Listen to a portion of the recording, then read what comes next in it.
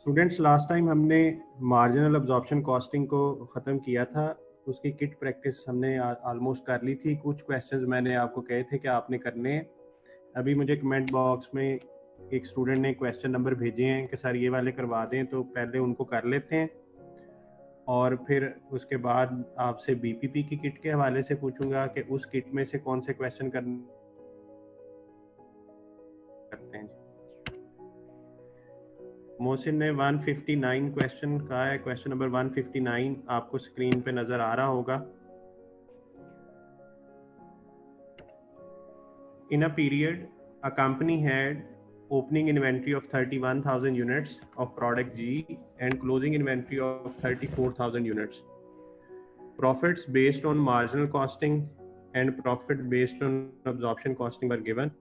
If the budgeted fixed cost for the company for the period were this, what was the budgeted level of activity? अब आपको पता है कि जब भी दोनों प्रॉफिट दे दे तो हम एक फार्मूला यूज करना है। Absorption profit is equal to marginal profit plus closing units minus opening units into per unit fixed overheads. अब इस फार्मूला में वैल्यूज पुट कर लें। Absorption costing profit is 955,500 and marginal profit is 850,500.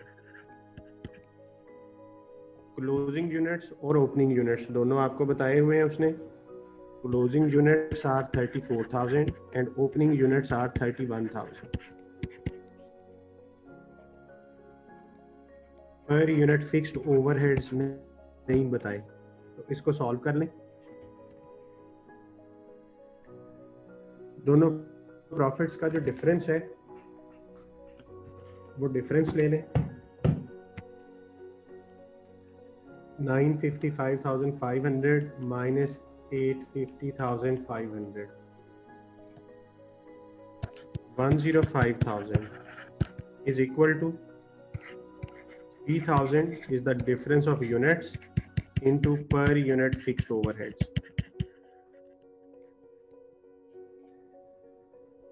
3,000 जो है उसको इस तरफ ले आए, डिवाइड हो जाएगा क्योंकि उस तरफ मल्टीप्लाई हो रहा था, is equal to per unit fixed overheads.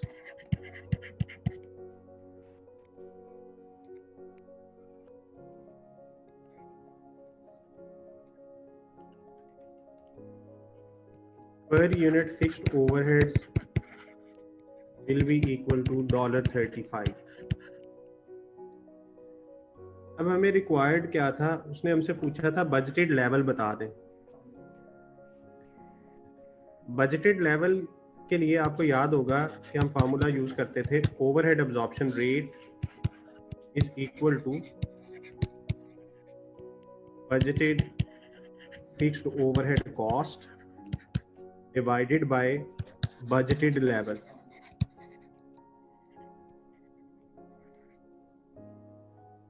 अब ओवरहेड अब्जॉर्प्शन रेट अगर बजटेड लेवल यूनिट्स हो तो पर यूनिट निकलता होता है, तो ये 35 है।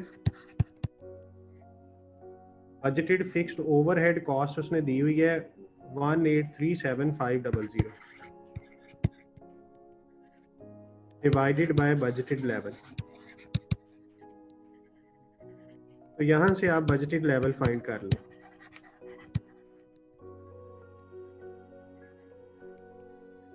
One 1837500 divided by 35। तो ये दोनों डॉलर फिगर्स थी, डॉलर से डॉलर कैंसिल हो जाएगा,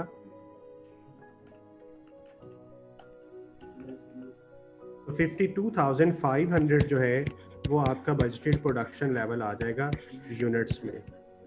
ये यूनिट्स में क्यों आंसर आया, क्योंकि हमने 35 जो पुट किया था वो पर यूनिट कॉस्ट थी, तो ये आपका आंसर जो है सी बन जाएगा।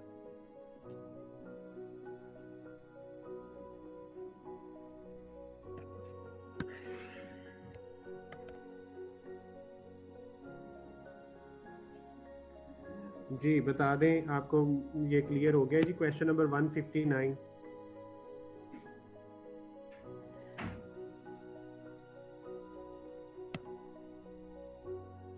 उसके बाद क्वेश्चन नंबर 161,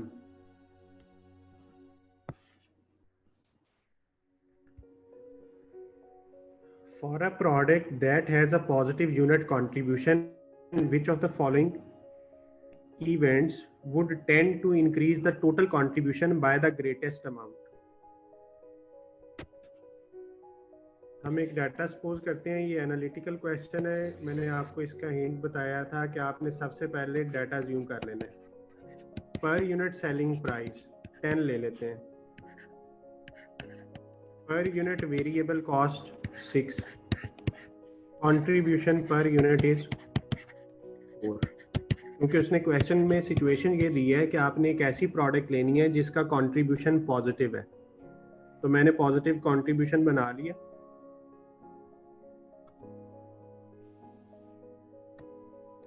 अब ए ऑप्शन क्या कहता है? अ 10% डिक्रीज इन वेरिएबल कॉस्ट। तो ए ऑप्शन को अप्लाई करते हैं।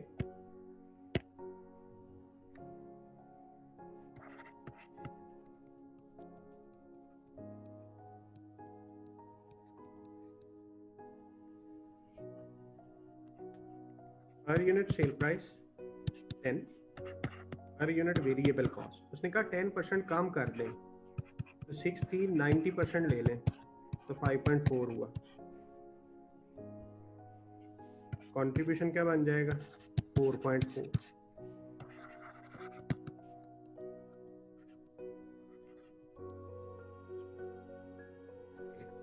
Now the B option, 10% increase in sale price. B option is 10% increase in sale price.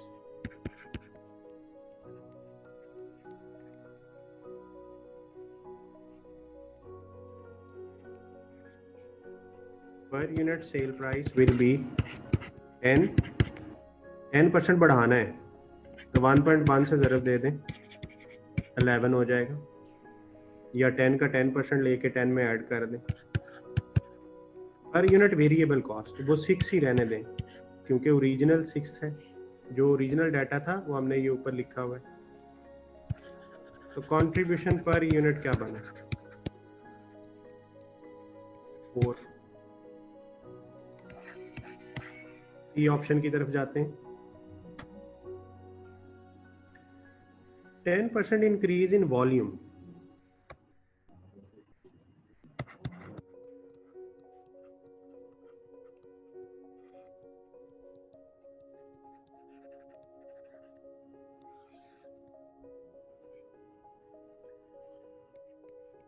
per unit sale price $10,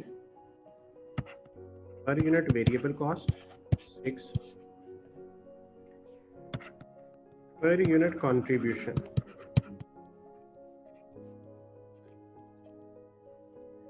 अच्छा, पहले मैंने वॉल्यूम कितना अज्यूम किया हुआ है?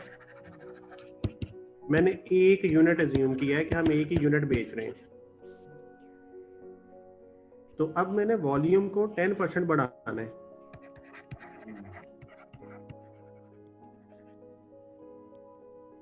तो 1 यूनिट था, हमने अब इसे 10% बढ़ाना है, तो ये हो गया 1.1 यूनिट, यानी 10% यूनिट में इंक्रीज आया। तो हमारा कंट्रीब्यूशन क्या होगा?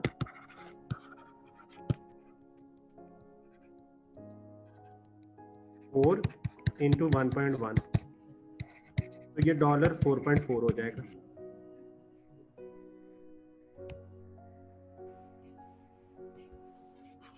Now the D option,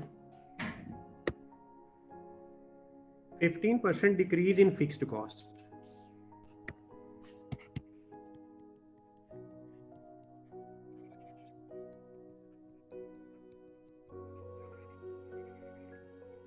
question की रिक्वायरमेंट क्या थी? Which of the following events would tend to increase the total contribution by the greatest amount? यानी किसकी वजह से टोटल कंट्रीब्यूशन पे सबसे ज्यादा फर्क पड़ेगा, ग्रेटेस्ट अमाउंट से वो बढ़ेगा।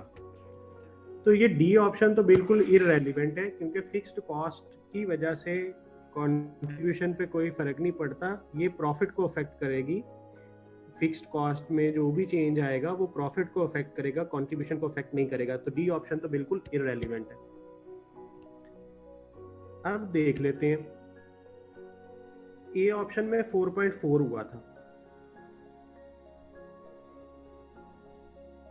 कंट्रीब्यूशन जो है, और जो बी ऑप्शन है, बी ऑप्शन में ये 5 है,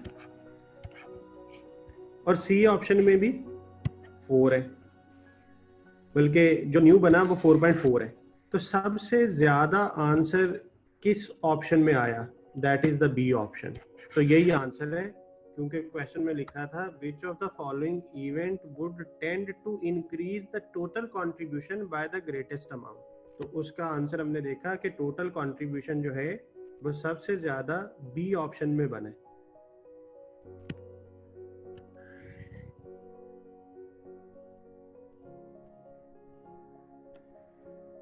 जी, इसका स्क्रीनशॉट ले लें।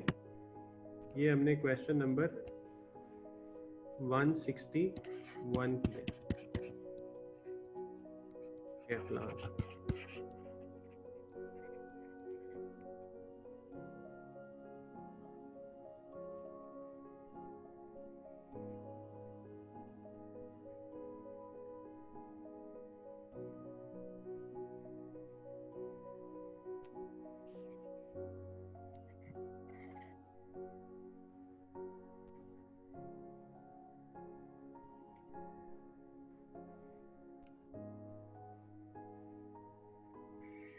जी, और बताएं, बीपीपी की किट मोस्टली लोगों ने कर ली थी, व्हाट्सएप पे मुझे बता दिया है। फिर भी अगर किसी ने कोई उस किट में से क्वेश्चन समझना है तो मुझे उसका नंबर बता दे, मैं करवा देता हूँ।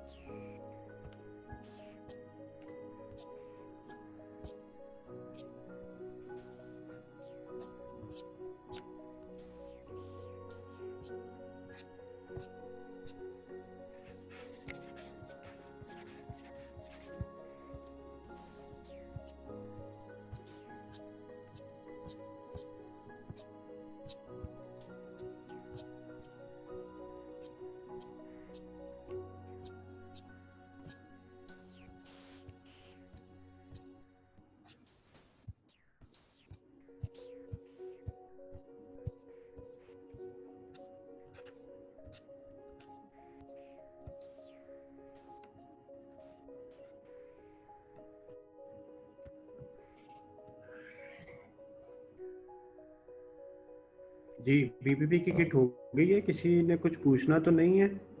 कमेंट्स में मुझे आप यही बता रहे हैं कि हो गई है। अगर किसी को कोई इशू है तो बता दें।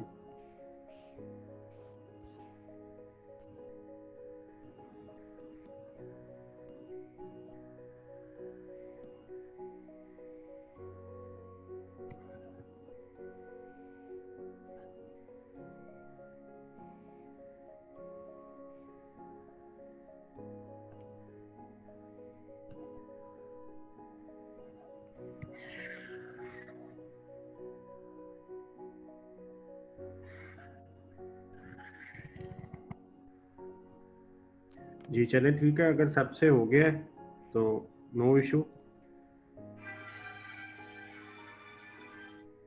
जिन्होंने अभी नहीं किया वो किट को फिर कर लीजिएगा और फिर मुझे टाइम बाय टाइम पूछ लीजिएगा।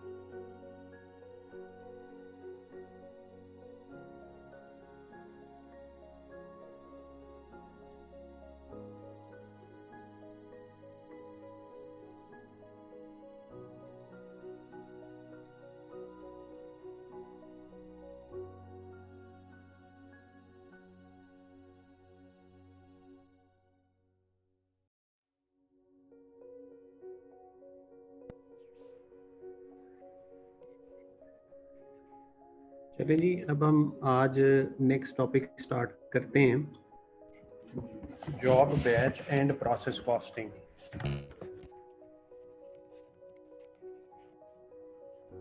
आपको मैंने सबसे पहले कॉस्टिंग का कॉन्सेप्ट दिया हुआ है। The way to find cost is known as costing. The way to find cost is known as costing. अब हमने जॉब कॉस्टिंग, बैच कॉस्टिंग और प्रोसेस कॉस्टिंग, इस चैप्टर में 3 इन्वायरमेंट्स को डिस्कस करना है। तो मैं आपको वन बाय वन सिखाऊंगा। सबसे पहले हम जॉब कॉस्टिंग को अंडरस्टैंड करते हैं। कॉस्टिंग का मतलब हमें पता है। जॉब कॉस्टिंग का मतलब है to find the cost of a job.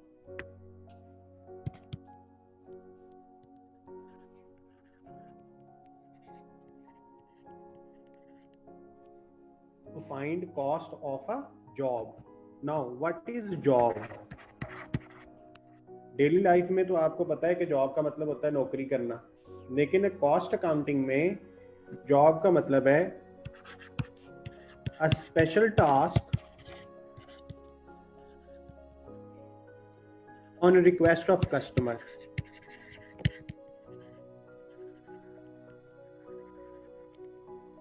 A special task on request of a customer is known as job. मिसाल के तौर पे कार रिपेयरिंग। आपकी गाड़ी खराब हुई, आप वो गाड़ी लेके वर्कशॉप गए। तो जब आप वर्कशॉप पे जाते हैं तो आपसे पूछता है कि आपने क्या कराना है। आपने कहा कि मैंने ऑयल चेंज करना है, इसकी ट्यूनिंग करनी है, और एक इसकी हेडलाइट जो है ना वो टूट गई थी, तो ये नई डालनी है। ये काम आपने उसको बता दिया। तो उस बंदे ने एक पेज पकड़ा, उस पर लिख दिया कि इस गाड़ी का ऑयल चेंज करो, इसकी ट्यूनिंग करनी है, और एक हेडलाइट जो है ये न्यू वाली आपने इसमें इंस्टॉल करनी है।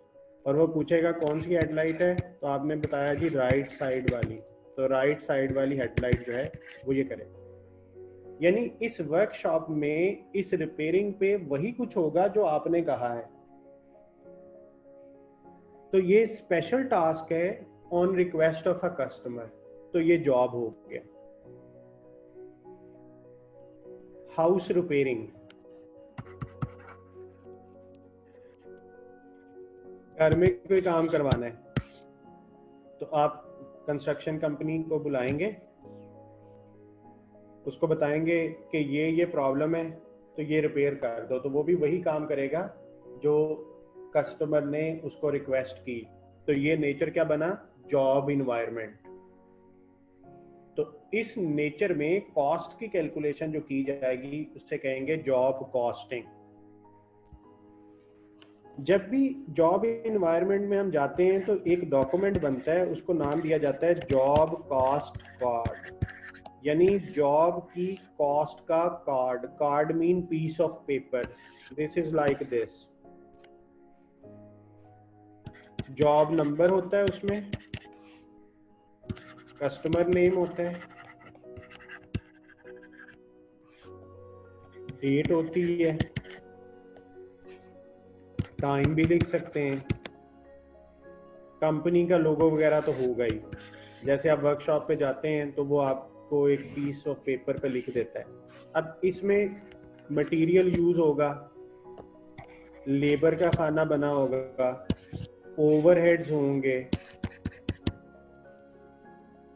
इस तरीके से मटेरियल। अब हम गाड़ी की एग्जांपल को कंटिन्यू करते हैं। तो ऑयल आ जाएगा कि मटेरियल में हमारा ऑयल यूज हुआ। ऑयल जब चेंज कराते हैं तो ऑयल फिल्टर भी चेंज होता है। तो ऑयल की क्या कॉस्ट थी लिख ली जाएगी, सपोज करें $100। फिल्टर कितने का था, $10 का। फिर हेडलाइट $50 की। लेबर, ट्यूनिंग में लेबर, तो लेबर चार्जेस सपोज कर लेते हैं $50 की लेबर है। ओवरहेड्स यानी मटेरियल लेबर के अलावा जो इनडायरेक्ट खर्चे हैं, तो वो हम अब्जॉर्प्शन कॉस्टिंग अभी पढ़ के आए हैं कि हम अब्जॉर्ब्ड ओवरहेड्स इसको चार्ज कर लेंगे। सपोज करें हमने रूल बनाया हुआ है कि 50% ऑफ लेबर जो है ना वो हमने ओवरहेड अब्जॉर्ब कर लेने हैं। तो लेबर आपकी 50 थी, 50 का 50% हमने लिया, 50% ऑफ $50, तो 25 आपकी ये कॉस्ट आ गई। अब इस जॉब की कॉस्ट बनी कितनी, टोटल कॉस्ट क्या हो गई, मटेरियल लेबर ओवरहेड्स। तो जॉब की कॉस्ट के लिए फॉर्मूला क्या बना, मटेरियल कॉस्ट यानी direct material plus direct labour plus direct expenses plus F wage. Direct material हमने कहा टोटल कितने का हुआ था, 160, तो 160 प्लस 50 प्लस डायरेक्ट एक्सपेंसेस मैंने नहीं बताया तो वो 0 हैं, ओवरहेड्स 25। तो ये आ गई जी जॉब्स कॉस्ट, यानी इतने पैसे जॉब के मेरे इंकर हुए हैं, ये कॉस्ट है। तो इट मींस 235 इस गाड़ी पे मेरी कॉस्ट इंकर हुई। अब मैं इसकी प्राइस क्या चार्ज करूं, यानी मैंने कस्टमर से कितने पैसे लेने हैं, तो उसका फार्मूला होता है price is equal to cost plus profit.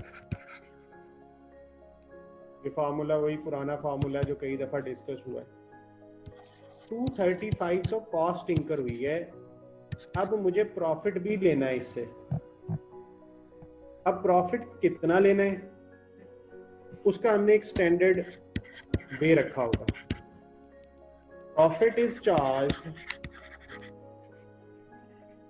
Eight 30% markup.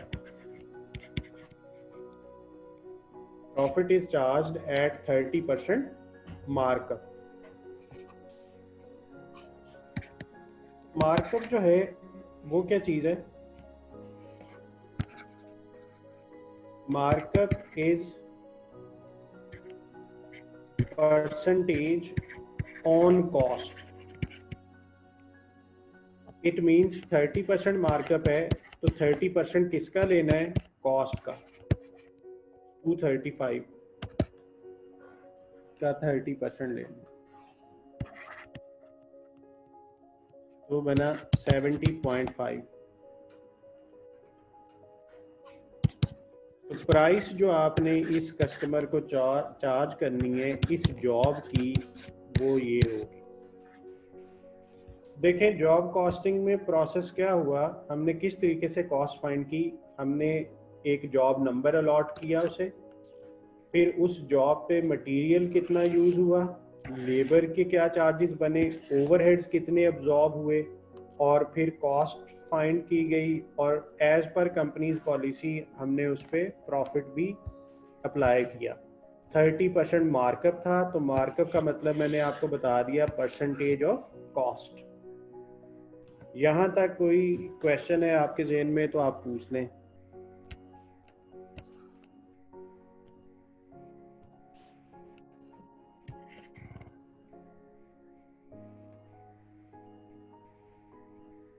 जी मैं वेट कर रहा हूं आपके क्वेश्चंस का।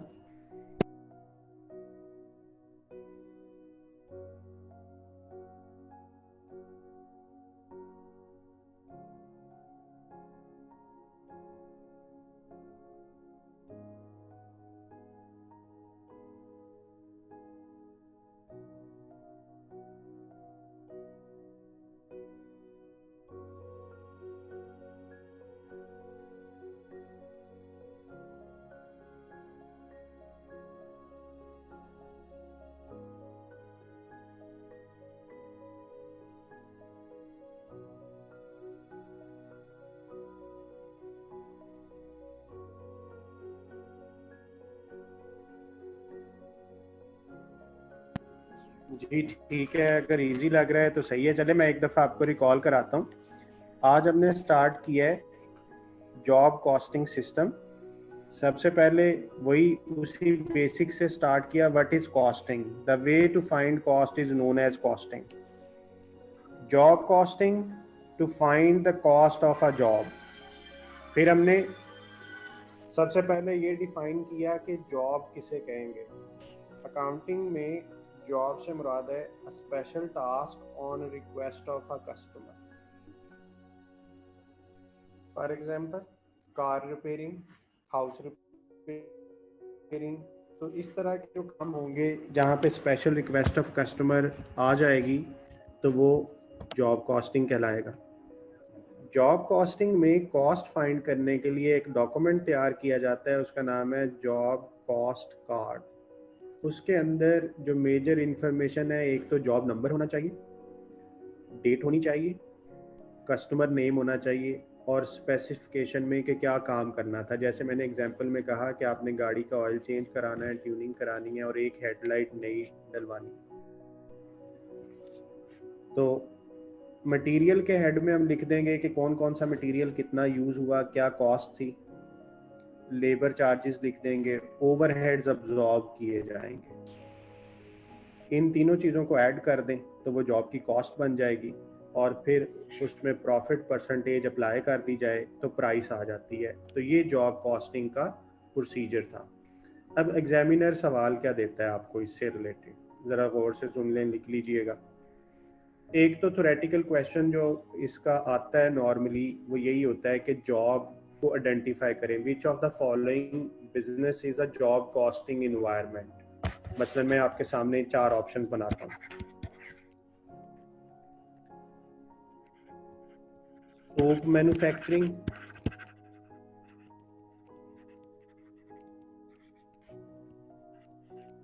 शुगर,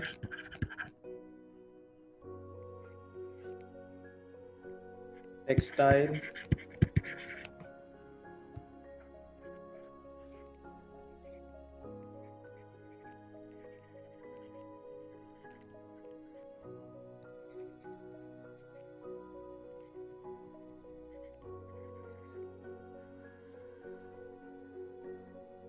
हमने जॉब इन्वायरमेंट ढूंढनी है इसमें से। Soap manufacturing, sugar, textile, birthday cake with picture. अब जरा आप गैस करें कि कौन सा इसमें से जॉब कॉस्टिंग पे पूरा उतर रहा है।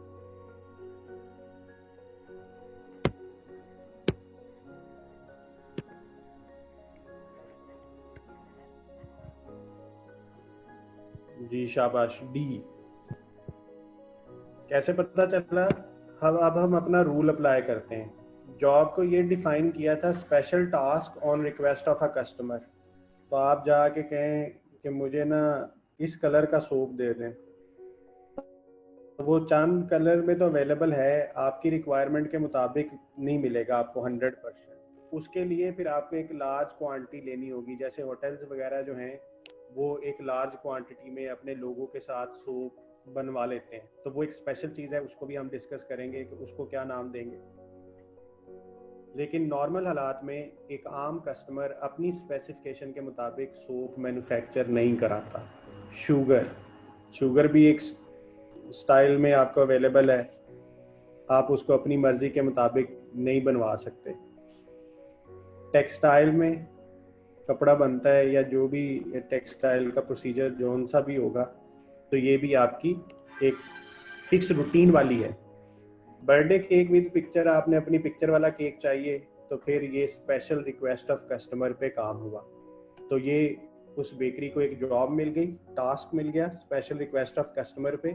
अब उस केक पे जो जो मटेरियल इस्तेमाल होंगे उनकी कॉस्ट आ जाएगी, लेबर चार्जेस आ जाएंगे, ओवरहेड्स अप्लाई हो जाएंगे, जॉब की कॉस्ट बन जाएगी और फिर उसमें प्रॉफिट परसेंटेज लगा के हम उसकी प्राइस कस्टमर से चार्ज कर लेंगे।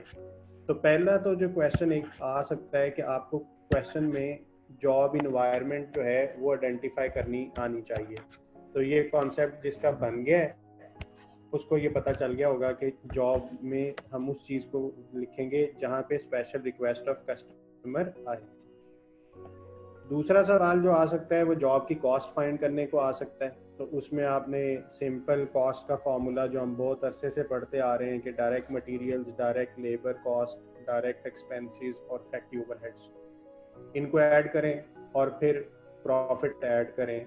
तो प्रॉफिट मार्कअप भी हो सकता है, मार्जिन भी हो सकता है। यानी अगर इसी क्वेश्चन को मैं ये लिखता कि 30% मार्जिन है तो इसकी कैलकुलेशन अभी हम करते हैं, लेकिन एक और सवाल सुनने जो पेपर में आता है अक्सर, वो ये है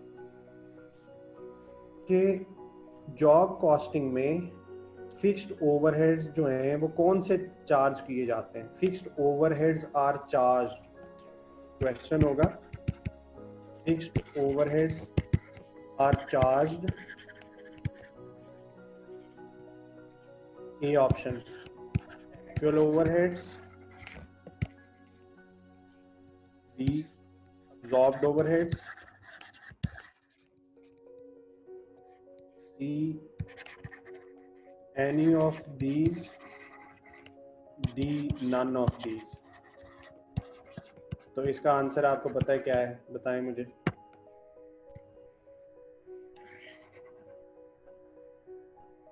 जी शाबाश, बी ऑप्शन। क्योंकि हम अभी पढ़ के आए हैं कि ओवरहेड जो चार्ज होते हैं जॉब में, जो हम कस्टमर को चार्ज करते हैं, वो अब्जॉर्ब्ड ओवरहेड्स हैं। और उसकी रीज़न क्या थी, ये हमने अब्जॉर्प्शन ऑफ ओवरहेड में डिस्कस किया था कि एक्चुअल ओवरहेड्स की कॉस्ट हमें एटलीस्ट 1 मंथ के बाद पता चलेगी, और फिर अगर वो ज़्यादा या कम हो जाए तो वो हमने फिर मार्जिनल कॉस्टिंग में अंडर और ओवर को एडजस्ट करना भी सीखा था। तो बस जी, इसकी कैलकुलेशन तो इतनी ही थी। अब हम सिर्फ मार्जिन को अप्लाई करते हैं। इसको तवज्जो से देखिएगा, वही सारा डाटा है। हमने जॉब की कॉस्ट फाइंड की $235।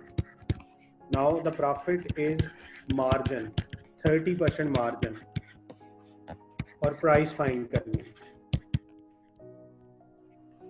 Cell price is equal to cost plus profit. Cost is 235, what is profit? 30% margin. Margin is percentage of sale price.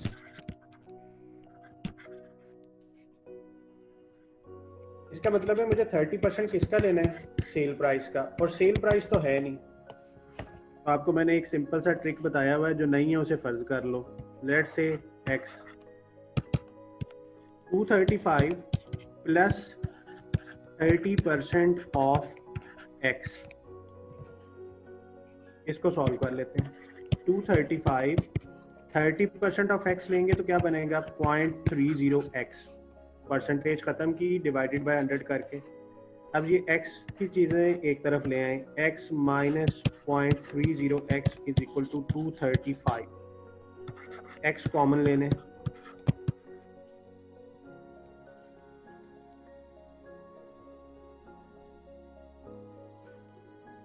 ये बच गया 0.7 is equal to 235।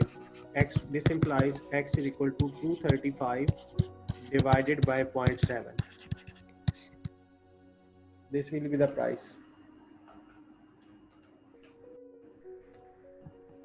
335.71।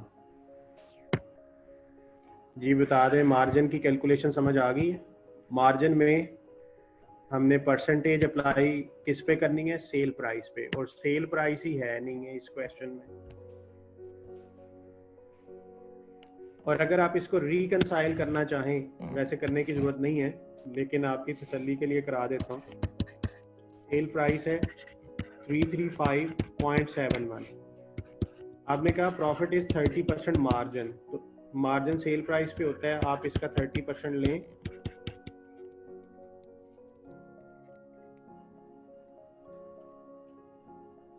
$100 आया। और कॉस्ट कितनी थी, sale price is equal to cost plus profit. Cost is 235 plus 100.71, तो ये price आपकी निकली 335.71। तो ये देखें, आंसर एग्जैक्टली मैच है। इसका स्क्रीनशॉट ले लीजिएगा। वैसे तो आपने ये फंडामेंटल्स ऑफ फाइनेंशियल अकाउंटिंग में ऑलरेडी इस तरह की मार्कअप मार्जिन की कैलकुलेशन पढ़ी हुई। अब यहाँ तक अगर आपके कोई क्वेश्चन है तो आप पूछें, मैं आपका वेट कर रहा हूँ। आज के लिए क्लास इतनी, तो इंशाल्लाह कल फिर स्टार्ट करते हैं। आज जितना मैंने आपको करवाया है उसको आप कर लीजिएगा।